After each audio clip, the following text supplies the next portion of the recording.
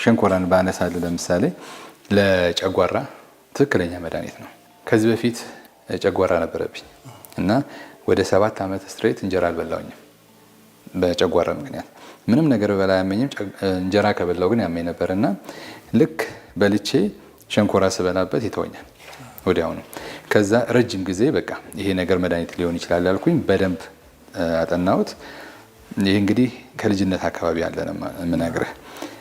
በኋላ ላይ ግን ወደ ሕክምናው ደግሞ ስመጣ ወደ ጥናቱ ወደ ሌላው ደግሞ ስመጣ ናቹራል ግሉኮስ ነው። ስለዚህ ጨጓራችን አሲድ በሚሆን ጊዜ አሲዱን በመበረዝ ቆንጆ አይነት ሕክምና ይሰጣል። ከጨጓራው እንግዲህ እንጀምርና እዚህ ጋር ልጭ ያዘጋጀሁት ሸንኮራ አለ።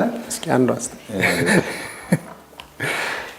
ሳየው ራሱ ያጓጓል። እንደዚህ በስርዓት ተከትፎ አራት ማዕዘኑ ነው። እንግዲህ ይቺን እንዴት አድርገን ብሌንድ እንደምናደርገው እናያለን። ትንሽ ውሃ እንጨምርበትና ይቺ እንግዲህ ግማሽ ሊትር ውሃ ነች። ስለዚህ እንግዲህ ይቺን እንትን አድርገን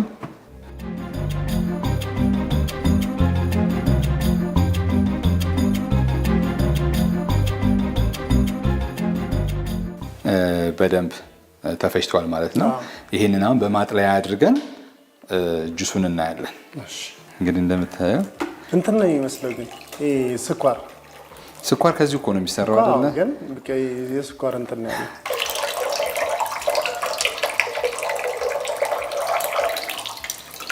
በጣም ጣፋጭ ምን ይመስለኛል። በጣም ቆንጆ ነው። በጣም ጣፋጭ።